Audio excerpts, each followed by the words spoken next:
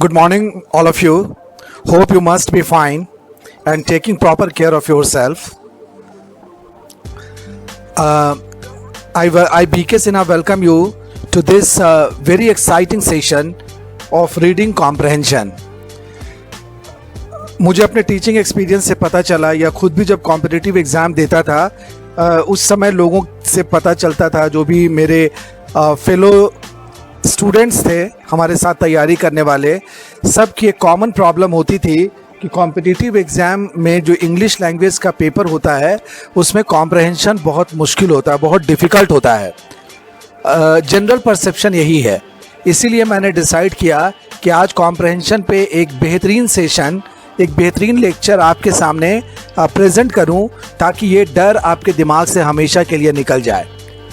ये किसी भी टेस्ट ऑफ इंग्लिश लैंग्वेज का इंटीग्रल पार्ट है। I must tell you, if you go to some English school for entrance exam 4th या 5th में आप एडमिशन लेने के लिए अगर वहाँ पर जाते हैं, तब भी इंग्लिश का अगर एग्ज़ाम होगा तो उसमें रीडिंग कॉम्प्रहेंशन ज़रूर देखने को मिलेगा। और अगर आप इंडिया का हाईएस्ट एग्ज़ाम अगर देखा जाए, यूपीएससी की का एग्ज़ाम भी देते हैं, तो वहाँ पे सीसैट में भी कॉम्प्रहेंशन पर बेस्ड क्वेश्चंस होते हैं। हालांकि मैं आपको बताऊं कि ये बहुत ही बेसिक कॉन्सेप्ट है, ये हम लोग स्टैंडर्ड 2-3 से करते आ रहे हैं, लेकिन पता नहीं ऐसी क्या बात होती है कि इस लेवल पे आकर हम लोगों को कॉम्प्रहेंशन से डर लगने लगता है। इसके पीछे इसको एनालाइज करने की कोशिश की, what are the reasons behind this fear. तो मुझे लगा कि फर्स्ट एंड फॉरमोस्ट कि बीच में इसकी प्रैक्टिस छूट जाती है कॉम्प्रहेंशन की। अगर आप देखें तो स्टैंडर्ड 2 में अगर आप इंग्लिश की कोई कहानी पढ़ते थे या हिस्ट्री से रिलेटेड कोई लेसन पढ़ते थे 4th 5th में, तो फिर क्या होता था, पीछे एक्सरसाइज दिया हुआ रहता था और जो क्वेश्चंस होते थे उसका आंसर आपको उस लेसन या उस चैप्टर से खोज कर लिखना पड़ता था। तो that way we have been doing this exercise of comprehension since very beginning, but इस समय में हम लोग आके डरने लगते हैं। एक कारण तो ये हुआ कि आउट ऑफ प्रैक्टिस होने की वजह से ये डर मेरे दिमाग में आ जाता है और थोड़ी मुश्किलें पेश करता है। और दूसरा फैक्टर ये भी है कि कॉम्पिटिटिव एग्ज़ाम में जो कॉम्प्रहेंशन आता है उसका लेवल थोड़ा हाई होता है, that poses difficulties to us. लेकिन है ये बहुत इम्पॉर्टेंट, और मैं आपको बताऊं कि if you get command over this, तो इससे आसान कोई भी टॉपिक कॉम्पिटिटिव इंग्लिश में नहीं है। क्यों? आपका क्वेश्चन होगा कि आप ऐसा क्यों बोलते हैं, तो उसके पीछे लॉजिक है, उसके पीछे रीजंस है कि इसमें कोई भी नॉलेज अप्लाई करने की ज़रूरत नहीं है। Simply you have to understand the given passage on the basis of which you are supposed to tick the answers. That's it. कोई फॉर्मूला याद रखने की ज़रूरत नहीं है, इंग्लिश ग्रामर का कोई रूल याद रखने की ज़रूरत नहीं है, और अगर आप इसको अच्छे तरीके से करते हैं तो हमेशा आप एडवांटेज में रहेंगे, हमेशा आपको एज मिलेगा इंग्लिश वाले पेपर में। तो ये था इसका इम्पॉर्टेंस। एक इम्पॉर्टेंस और भी है, हर एग्ज़ाम में आता है। अगर आप बैंक की बात करें, if 40 questions are there, out of those 40 questions 10 question इससे ज़रूर होते हैं। अगर एसएससी प्रीलिम्स की बात करें तो out of 30 questions 5 questions are definitely from reading comprehension. तो कई बार तो ऐसा भी होता है जब अगर कट ऑफ अगर कम जाता है इंग्लिश में, तो सिर्फ कॉम्प्रहेंशन जो अच्छे तरीके से कर सकता है वो इसी के बदौलत उस एग्ज़ाम को, उस पेपर को क्लियर कर सकता है। So this is the beauty and this is the importance of comprehension in any type of competitive exam. Correct? ये बहुत स्कोरिंग भी है, और अगर आप इसका प्रैक्टिस बनाए रखेंगे तो आपको कोई दिक्कत नहीं होगी। You will have no difficulty at all, this I can say with lot of confidence. आज जो डिस्कशन होगा कॉम्प्रहेंशन पर वो काफ़ी विस्तार में होगा। I will discuss with you all the fine points, और अगर आप इस लेक्चर को ठीक से फॉलो करेंगे तो आपको लगेगा कि आपकी सारी परेशानियां दूर हो गई। Correct? So let us start the discussion on comprehension. तो फर्स्ट ऑफ ऑल, जैसा कि पीपीटी वाले स्लाइड में दिख रहा है कि इसका इंट्रोडक्शन क्या होगा। तो कॉम्प्रहेंशन इज़ ए नाउन, एक नाउन वर्ड है ये, और ये बना है कॉम्प्रहेंड नाम के वर्ब से। कॉम्प्रहेंड मीन्स होता है पढ़कर समझना, and this exercise comprehension is based on this verb comprehend, correct. Then आपके दिमाग में क्वेश्चन आएगा व्हाट टू कॉम्प्रहेंड। तो एक पैसेज दिया हुआ रहता है, उसको पढ़कर आपको समझना होता है, ठीक है। फिर you may pose another question कि सर जो पैसेज दिया हुआ है उसमें क्या समझूं, मेरी वोकेबलरी उतनी अच्छी नहीं है तो वर्ड्स तो उतने समझ में नहीं आएंगे, तो इसमें रिलैक्सेशन है। You need not know the meaning of all the words given in the passage. तो ये आपके लिए एक कंफर्टिंग पॉइंट है कि हर वर्ड को पूरी तरह से समझने की ज़रूरत नहीं है। फिर आपका क्वेश्चन होगा अच्छा ठीक है वर्ड्स तो नहीं समझना है, तो क्या सर ग्रामर समझना पड़ेगा क्या? ग्रामर भी मेरा उतना अच्छा नहीं है। लेकिन मैं कहूँ कि ग्रामर तो बिल्कुल भी समझने की ज़रूरत नहीं है। क्यों? क्योंकि you are not required to spot the errors in the given passage. वो काम आपको बिल्कुल भी नहीं करना है, तो ग्रामर की तरफ से भी आप निश्चिंत हो जाइए। देन आपका क्वेश्चन आता है कि सब सेंटेंस को समझना पड़ेगा क्या? तो इसमें मैं बोलूँगा कि हाँ, सेंटेंसेस को समझना पड़ेगा, but not all the sentences are to be understood fully. सभी सेंटेंसेस को समझने की ज़रूरत नहीं है। आपका क्वेश्चन होगा कि क्यों सब सेंटेंस को क्यों नहीं समझूं? तो इसके पीछे लॉजिक है। सपोज एक कॉम्प्रहेंशन का पैसेज दिया हुआ है जिस पर बेस्ड 10 क्वेश्चंस हैं, 10 क्वेश्चंस हैं, और उस पैसेज में मान लीजिए कि 400 वर्ड्स का वो पैसेज है और उसमें 25 सेंटेंसेस दिए हुए हैं, but out of those 25 sentences 10 sentences are of utmost importance for you। 10 he sentence उसमें ऐसे होंगे जो आपके लिए बहुत महत्वपूर्ण होंगे। योर क्वेश्चन में भी हाउ, कैसे होगा? तो चूंकि 10 क्वेश्चन का आपको आंसर देना है, तो उससे रिलेटेड जो 10 सेंटेंसेज हैं वही आपके लिए those 10 sentences are of paramount importance for you. So इसीलिए आप थोड़ा रिलैक्स हो सकते हैं। देन आपका क्वेश्चन होगा तब समझना क्या है? जब आप बोल रहे हैं कि वर्ड्स नहीं समझना है, सेंटेंसेस नहीं समझना है, ग्रामर भी समझने की ज़रूरत नहीं है, देन व्हाट टू अंडरस्टैंड? तो उसका जवाब ये है कि आपको उस दिए गए पैसेज के थॉट को समझना है, उसके मेन आइडिया को समझना है और ओवरऑल पैसेज को समझना है। This is very important. अगर ऊपर में 3 रिलैक्सेशन है तो ये चौथा काम जो करना है ये डेफिनेटली थोड़ा मुश्किल है। Got my point? फिर एक बहुत ही fine point that I am going to discuss here कि आपका क्वेश्चन होगा कि पैसेज के बारे में तो आपने बताया और आपने हम लोगों को बहुत रिलैक्स्ड भी फील कराया कि बहुत ज़्यादा पैसेज को सीरियसली लेने की ज़रूरत नहीं है। जो पॉइंट्स मैं बाद में डिस्कस करूँगा उस पर गौर फरमाने की ज़रूरत है। तो what about questions and answers? नीचे में जो क्वेश्चन आंसर दिए हुए रहते हैं उसके बारे में आपका क्या सोचना है? तो उसमें कोई, माय डियर स्टूडेंट्स, उसमें कोई रिलैक्सेशन नहीं है। जो क्वेश्चन और उससे रिलेटेड जो ऑप्शंस दिए हुए रहते हैं दे आर वेरी क्लोज, और इसीलिए उसको बहुत बारीकी से समझने की ज़रूरत है, otherwise you will be trapped. आप फंस जाइएगा उसके ऑप्शंस में। इसीलिए क्वेश्चन और उसके जो ऑप्शंस हैं उसमें कोई भी छूट नहीं है, कोई भी रिलैक्सेशन नहीं है।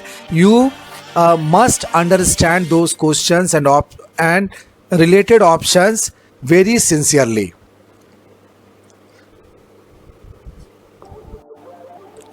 Now I am going to discuss types of passages, कि जो पैसेज एग्ज़ाम में पूछे जाते हैं वो किस किस टाइप के होते हैं। तो पहला टाइप का पैसेज होता है वो स्टोरी टाइप होता है। एज़ वी नो कि जो भी स्टोरी होती है उसका एक सिस्टमेटिक फ्लो होता है। तो इस तरह का जो पैसेज है उसको हम लोग डिफ़िकल्टी के ईजी लेवल पे रखते हैं। ये आसान होता है और ये एसएससी और बैंक वाले एग्ज़ाम में पूछा जाता है। एसएससी में पीटी एग्ज़ाम में और बैंक के क्लर्क एग्ज़ाम में ये वाला पैसेज पूछा जाता है। इसको डील करना आसान होता है। Then second type is information और फैक्ट्स बेस्ड पैसेज। इस तरह के जो पैसेज होते हैं इनका डिफ़िकल्टी लेवल बीच का होता है, मीडियम होता है, और ये भी एसएससी, पीटी या मेंस में और बैंक क्लर्क के एग्ज़ाम में पूछे जाते हैं इस तरह के। तीसरा जो डिफ़िकल्ट टाइप का जो पैसेज होता है वो ओपिनियन बेस्ड होता है या एनालिटिकल टाइप का पैसेज होता है जिसकी डिफ़िकल्टी लेवल अच्छी रहती है और ये बैंक पीओ या और दूसरे ऑफिसर कैडर एग्ज़ाम में पूछा जाता है। जैसे LIC GIC के AAO का जो एग्ज़ाम होता है या RBI का जो एग्ज़ाम होता है उसमें इस तरह के पैसेज रहते हैं कॉम्प्रहेंशन के लिए। अब यहाँ पे आपका क्वेश्चन होगा कि फैक्ट्स बेस्ड और ओपिनियन बेस्ड, इसमें सर थोड़ा डिफरेंस बताइए और कुछ एग्जांपल दीजिए जिससे कि ये इनके बीच का डिस्टिंक्शन पता चले। तो फैक्ट्स बेस्ड या इंफॉर्मेशन पर बेस्ड जो पैसेज है, अगर किसी एग्ज़ाम में आपको आता है जो पैसेज दिया हुआ है evolution of banking in India, Bharat में बैंकिंग सेक्टर का विकास, इस पर रिलेटेड अगर पैसेज है तो इसको हम कहेंगे कि ये फैक्ट्स पर बेस्ड है। करेक्ट? क्यों? क्योंकि इसमें सारा फैक्ट्स दिया होगा, डेटा दिया हुआ होगा, डेट्स दिए हुए होंगे। और अगर कहीं पे पैसेज ये आता है challenges before banking sector in India, तो ये जो पैसेज है ये ओपिनियन पर बेस्ड है, एनालिटिकल पैसेज है ये। क्यों? क्योंकि इसमें फैक्ट्स के अलावा जो भी लिखने वाले ऑथर होंगे उनका अपना विचार भी होगा, उनके हिसाब से क्या क्या चैलेंजेस दिख रहे हैं बैंकिंग सेक्टर के सामने, ये चीज़ लिखी हुई होगी। इस तरह का जो पैसेज होता है ये डिफ़िकल्ट है। क्यों? क्योंकि दूसरे के ओपिनियन को ठीक तरीके से समझ पाना इज़ रियली चैलेंजिंग। तो ये था टाइप्स ऑफ पैसेजेस। उम्मीद है कि आप अच्छे तरीके से समझ गए होंगे। अगर फिर भी कोई डाउट दिमाग में रहता है तो I always invite you to write those doubts in my comment box. और कमेंट में अगर इस तरह का कोई भी डाउट या कोई भी सजेशन देखने को मिलेगा तो डेफिनेटली मैं रिवर्ट करूंगा और आपके उस डाउट को रिजॉल्व करने की कोशिश करूंगा। Then next types of questions. Passage हम लोगों ने समझ लिया कि 3 टाइप के पैसेज होते हैं। अब ये भी देखना चाहिए कि क्वेश्चंस किस तरह के आते हैं। तो पहला टाइप होता है सेंटेंस बेस्ड क्वेश्चन। वैसा क्वेश्चन जो पैसेज जिसका आंसर पैसेज के किसी एक सेंटेंस में साफ साफ लिखा हुआ हो, उसको हम लोग कहते हैं कि ये सेंटेंस बेस्ड क्वेश्चन है। फॉर एग्जाम्पल, अगर आपके सामने evolution of banking in India वाला पैसेज है और उसमें एक क्वेश्चन दिया हुआ है when was reserve bank of India established, तो उसका आंसर डेफिनेटली उस पैसेज में एक सेंटेंस में लिखा हुआ होगा reserve bank of India was established on 1 अप्रैल 1935। तो ये एग्जाम्पल है सेंटेंस बेस्ड क्वेश्चन का। सेकेंड, वर्ड बेस्ड क्वेश्चन होता है। ये वाला भी अक्सर पूछा जाता है। दिए गए पैसेज में किसी वर्ड को बोल्ड कर देगा और पूछेगा कि इसका सेम मीनिंग वाले वर्ड को टिक कीजिए, या ये जो बोल्ड वर्ड है इसके अपोजिट मीनिंग को आप बोल्ड कीजिए। वहाँ पे एक ध्यान देने की ज़रूरत है कि कभी कभी ऐसा भी होता है कि उस वर्ड का एग्जैक्ट सिनोनिम या एग्जैक्ट एंटोनिम भी ऑप्शन में रहेगा, बट कॉन्टेक्स्ट के हिसाब से वो आपका आंसर नहीं भी हो सकता है। इसका एक बेहतरीन एग्जाम्पल मैं आपको देता हूँ। सपोज खाने पीने से रिलेटेड एक पैसेज है, there is a passage related to food, और उसमें से एक वर्ड रिच को बाहर निकाल के लिखा कि इसका सेम वर्ड टिक कीजिए। आपके सामने 2 ऑप्शंस हैं, रिच के लिए 2 ऑप्शंस है बहुत क्लोज। वो है, एक है एफ्लुएंट और दूसरा है ऑयली एंड स्पाइसी। करेक्ट? अब आपको लगेगा कि किसको टिक करें, तो अगर आप एफ्लुएंट को टिक कर देते हैं, एफ्लुएंट का मतलब होता है धनी, तो लगेगा तो कि रिच का सेम वर्ड तो एफ्लुएंट सही है, but in the context of the given passage that answer is not appropriate. वो आंसर आपका गलत हो जाएगा, क्योंकि रिच खाना हम किसको बोलते हैं? जो बहुत तेल वाला होता है, मसालेदार होता है, उसको हम लोग कहते हैं कि ये खाना रिच है। So your answer in that case should be oily and spicy. तो वर्ड पर बेस्ड ये क्वेश्चन होता है जहाँ पर you need to be somewhat alert. Then तीसरा टाइप जो है वो ओपिनियन या थीम पर बेस्ड क्वेश्चन होता है। ये डिफ़िकल्ट होता है। इसमें क्या रहेगा, according to you what should be the title to the given passage, और 3-4 टाइटल ऑप्शन में दिए हुए रहेंगे। तो ये थीम पर बेस्ड है। इसके लिए क्या ज़रूरत होगी? इसके लिए you need to understand the passage well, and on your understanding you will have to decide what should be the heading to this passage. इसका पैसेज का हेडिंग क्या होगा. तो इस तरह का जो क्वेश्चन होता है वो थोड़ा मुश्किल होता है. या इसमें एक क्वेश्चन हो सकता है what do the author think about this issue.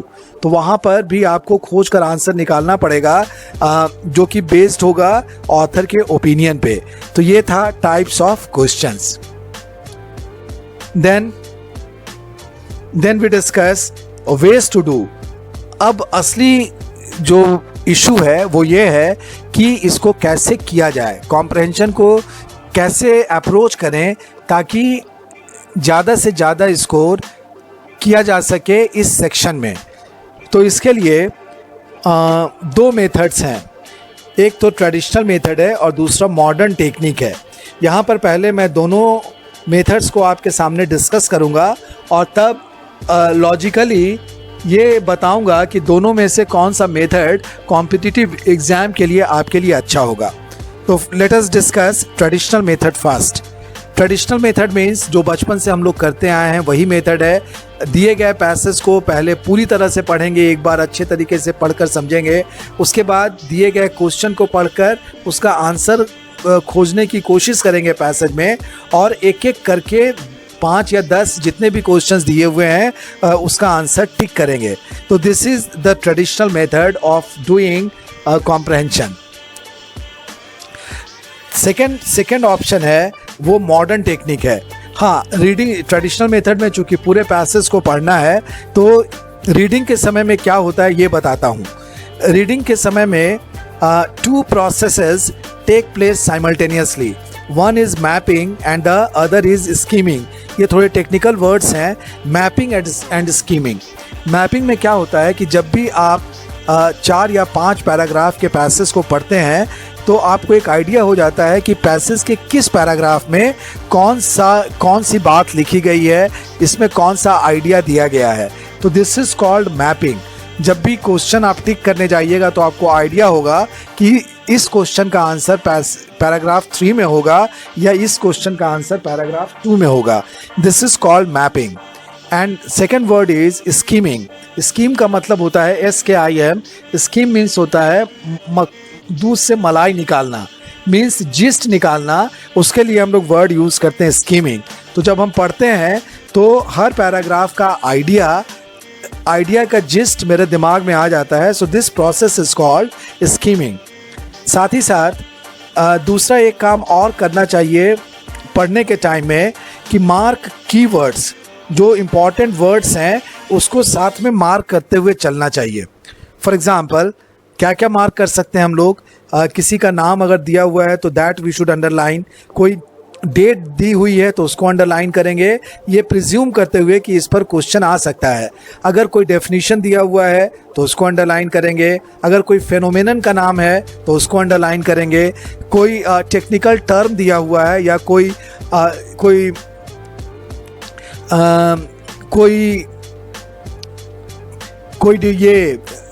भी एब्रीविएशन दिया हुआ है तो उसको भी टिक कर लेंगे. ये बाद में आंसर खोजने में हेल्पफुल होते हैं. साथ ही साथ पढ़ने के टाइम में एक चीज़ और होती है कि ओवरऑल पैसेज के मेन आइडिया को हम लोग समझ लेते हैं और साथ ही साथ 4-5 जो जितने भी पैराग्राफ्स दिए हुए हैं उसमें जो भी सब आइडियाज़ है उसका भी नॉलेज हम लोगों को हो जाता है. पढ़ने के साथ एक चीज़ और पता चलती है और वो है टोन, कि दिया गया जो पैराग्राफ है, जो दिया गया पैसेज है उसका टोन क्या है. टोन के बारे में हम लोग सेपरेटली अभी डिटेल में डिस्कस करेंगे. तो रीडिंग से ये चीज़ें होती हैं. ट्रेडिशनल मेथड हमने आपके साथ डिस्कस किया. Now we discuss the second method which is very popular nowadays, वो है मॉडर्न टेक्निक.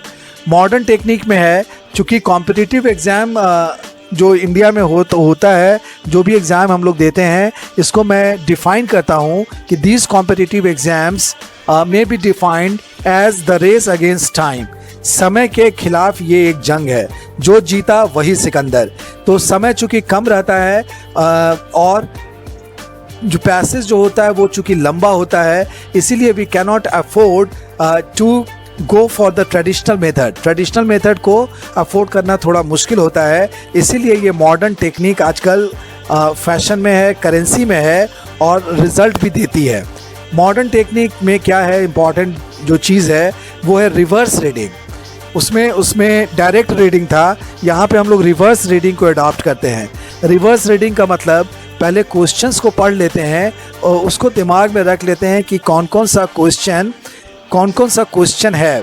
क्वेश्चंस को जैसे ही आप पढ़िएगा, अलग से मैं डिस्कस भी करूँगा एक दो पैराग्राफ आपके साथ कि कॉम्प्रहेंशन में कैसे रिवर्स रीडिंग का क्या फ़ायदा है और क्या क्या चीज़ें होती हैं, तब ज़्यादा क्लियर होगी। लेकिन फिर भी यहाँ पे बताता हूँ कि जैसे ही आप 5 या 10 क्वेश्चन पढ़ते हैं तो you are able to have a fair idea about the passage, कि ये पैसेज किस चीज़ पे दिया हुआ है, बैंकिंग पे दिया हुआ है कि फिजिक्स पे दिया हुआ है या केमिस्ट्री पे दिया हुआ है, ये इसका आपको आइडिया हो जाता है।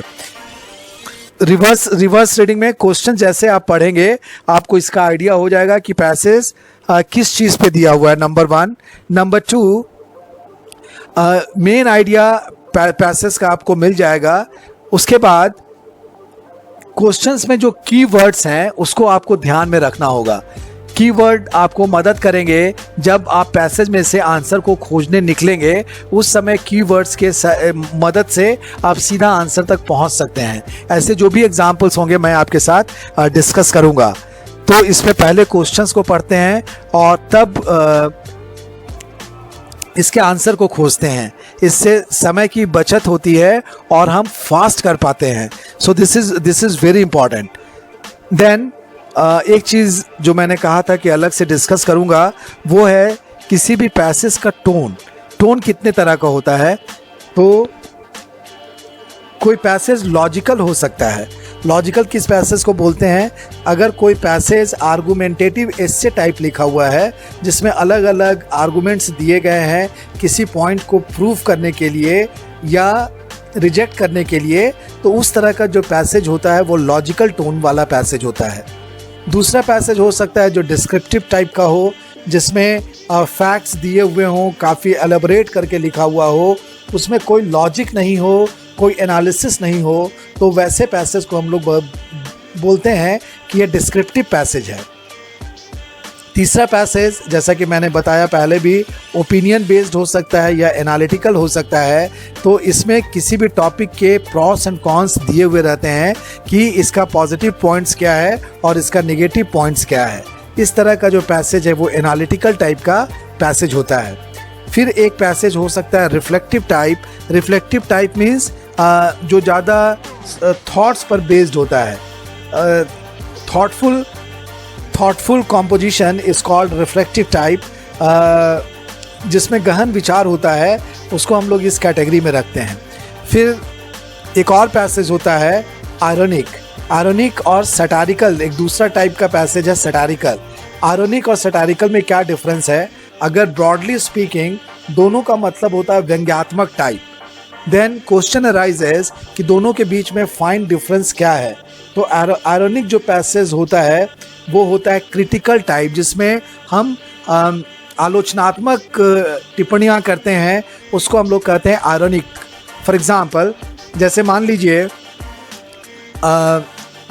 फूड स्टॉक के बारे में, फूड स्टॉक्स इन इंडिया के बारे में बात की जाती है, तो गवर्नमेंट एक तरफ तो कहती है कि हमारे पास इतना फूड स्टॉक है कि किसी भी आदमी को भूखे रहने की ज़रूरत नहीं है, इतने दिनों तक हम लोग पूरे देश के लोगों को खाना खिला सकते हैं। On the other hand we observe कि भारत में बहुत से ऐसे लोग हैं, हज़ारों में ऐसे लोग होंगे जो रात में बिना खाना खाए हुए मजबूरी में उन्हें सोना पड़ता होगा। So this situation is ironical. तो वहाँ पे हम लोग यूज़ करते हैं आयरनिकल। इस तरह का जो पैसेज होता है उसको आयरनिकल टाइप कहा जाता है। और फिर सटारिकल, वो भी व्यंग से भरा होता है, लेकिन वो थोड़ा निगेटिव रहता है। उसका मोटिव होता है किसी को नीचा दिखाना, किसी पे ताने मारना, किसी को नीचा दिखाना। जैसे पॉलिटिकल पार्टीज़ एक दूसरे के अगेंस्ट में जो आर्टिकल लिखती है वो सटारिकल होता है। ओपोनेंट को पर सटार होता है, ताना कसा रहता है। तो इतने तरह के टोन वाला पैसेज आपको देखने को मिल सकता है। Now we have to decide कि ये जो दो टेक्निक है, ट्रेडिशनल मेथड और मॉडर्न टेक्निक, इसमें से कॉम्पिटिटिव एग्ज़ाम में सफल होने के लिए, इसके पैसेज को अच्छे तरीके से एक्यूरेटली करने के लिए we should go for which method. तो यहाँ पर मेरा सजेशन है कि ये रिवर्स रीडिंग वाला जो टेक्निक है, ये टाइम सेविंग है नंबर 1, और ये आपको रिजल्ट देगा।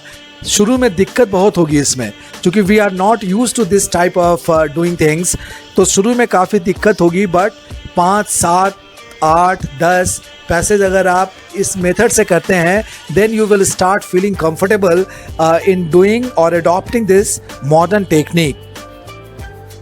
तो मॉडर्न टेक्निक को ही करना ठीक होगा। अब इस डिस्कशन के लास्ट में मैं 2 टिप्स आपको देना चाहूँगा which will prove very handy for you. पहला टिप है कि जब भी आप पैसेज को पढ़िए तो कहीं पर भी अटकने की ज़रूरत नहीं है। You should not stuck anywhere while reading the passage. क्यों? क्योंकि हर एक वर्ड को समझना ज़रूरी नहीं है। हो सकता है कि out of 400 words you may not be knowing 20 words I should say. हो सकता है 20 या 25 वर्ड्स आप नहीं जानते हैं, फिर भी there is no need to panic. डरने की कोई बात नहीं है।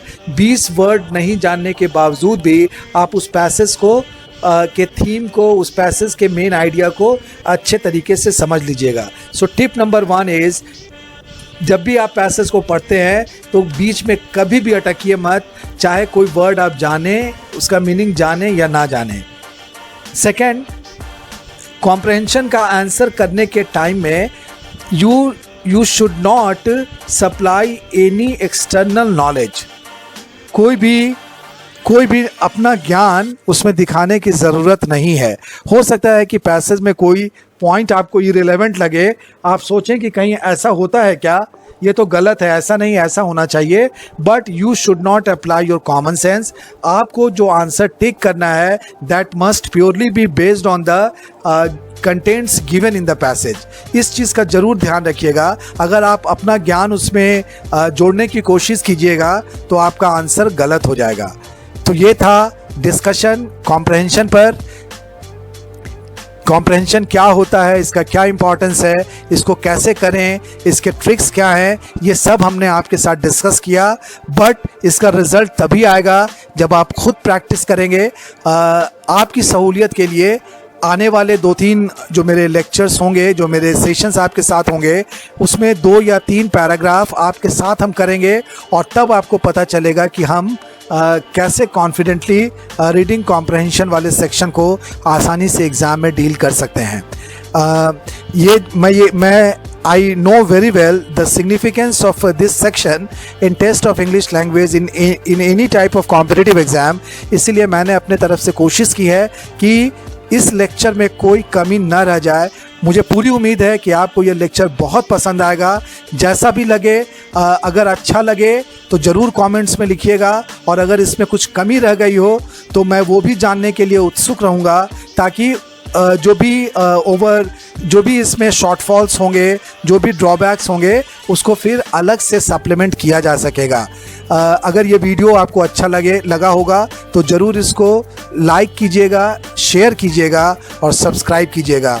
कल फिर मिलेंगे एक पैसेज के साथ जिसमें कॉम्प्रहेंशन वाला एक्सरसाइज होगा, और उसको आपके साथ करेंगे।